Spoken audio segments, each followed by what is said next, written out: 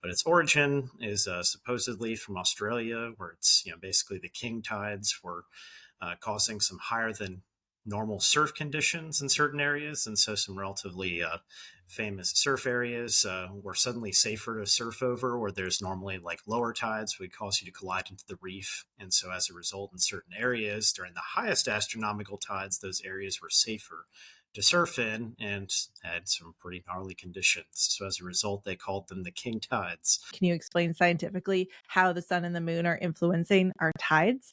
So the tides are ultimately influences, caused by, significant gravitational forces. And so the sun, of course, we orbit around the sun. And so certain times of the year cause the tide to be stronger or weaker. And then, of course, in the moon, when it's orbiting around our planet every 28 days, it comes into perigee and apogee. And so in each of those situations, when the moon is closer to Earth, and during the periods when Earth is closer to the sun, we can have some of the stronger tides during the year. So this usually kind of lands in the spring and the fall. A lot of the work that we've done tracking king tides over the last several years, and having community scientists go out and help us map these events when they're happening, we're noticing them happening and during the highest astronomical tide of September, October, or November.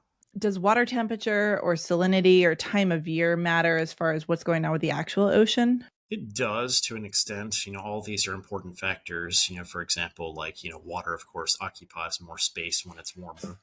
And so steric expansion is critically important.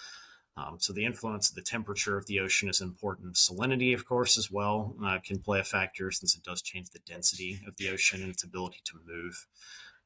But beyond that, they're relatively minor forces in the grand scheme of things.